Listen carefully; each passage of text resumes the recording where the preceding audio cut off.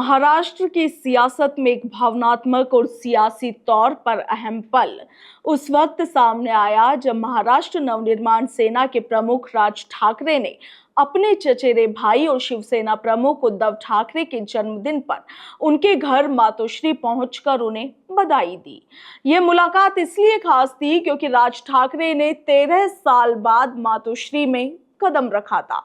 इससे पहले 2012 में शिवसेना संस्थापक बाला साहेब ठाकरे के निधन के दौरान उनकी आखिरी मातोश्री यात्रा थी और इस मुलाकात ने न केवल पारिवारिक रिश्तों की गर्माहट को उजागर किया बल्कि महाराष्ट्र की राजनीति में नई संभावनाओं के द्वार भी खोले।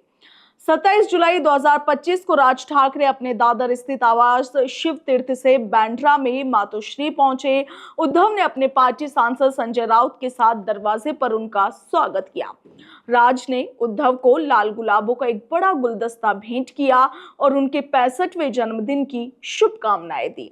दोनों भाइयों ने बाला साहेब ठाकरे की तस्वीर के सामने खड़े होकर तस्वीर खिंचवाई, जो कि मराठी अस्मिता और ठाकरे परिवार की विरासत का सबसे बड़ा प्रतीक थी। राज ने अपने सोशल मीडिया हैंडल्स पर इस मुलाकात की तस्वीर को साझा किया और इसके साथ ही लिखा कि मेरे बड़े भाई शिवसेना प्रमुख श्री उद्धव ठाकरे के जन्मदिन पर मैंने मातोश्री स्वर्गीय माननीय श्री बाला साहेब ठाकरे के निवास पर जाकर उन्हें शुभकामनाएं दी। आप देखिए कि यह मुलाकात इसलिए भी अहम थी क्योंकि 22 दिन पहले ही यानी कि 5 जुलाई 2025 को दोनों चचेरे भाइयों ने 20 साल बाद पहली बार मुंबई के वर्ली में एक मंच साझा किया था। ये रैली मराठी विजय दिवस के रूप में आयोजित की गई थी, जिसमें महाराष्ट्र सरकार द्वारा हिंदी को प्राथमिक स्कूलों में तीसरी भाषा के रूप में अनिवार्य करने के प्रस्ताव को वापस लेने का जश्न मनाया था। इस रैली में उद्धव ने कहा कि हम एक साथ आए हैं और अब एक साथ ही रहेंगे। हम मुंबई नगर निगम और महाराष्ट्र में सत्ता हासिल करेंगे। वहीं राज ने भी मराठी अस्मिता के लिए एकजुटता पर जोर देते हुए कहा था कि यह एकता सरकार को झुकने पर मजबूर कर देगी। 2006 में शिवसेना से अलग होकर मनसे बनाने के बाद राज और उद्धव के रास्ते जुदा हो गए थे।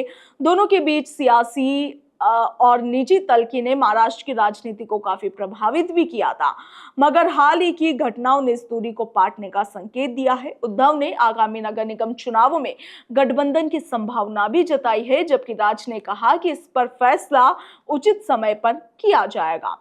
यह मुलाकात और हालिया एकजुटता मराठी मतदाताओं को एकजुट करने और मुंबई नगर निगम जैसे महत्वपूर्ण चुनावों में नई रणनीति का भी संकेत देती है। यह पल न केवल ठाकरे परिवार के लिए बल्कि महाराष्ट्र की सियासत के लिए भी एक नया अध्याय शुरू करने का संदेश देता है। क्या यह पारिवारिक और सियासी सुलह स्थायी होगी, यह वक्त बताएगा, मगर फिलहाल यह मुलाकात मराठी गौरव और एकता की उम्मीद को जगा रही है। ब्यूरो रिपोर्ट, भारत रफ्तार।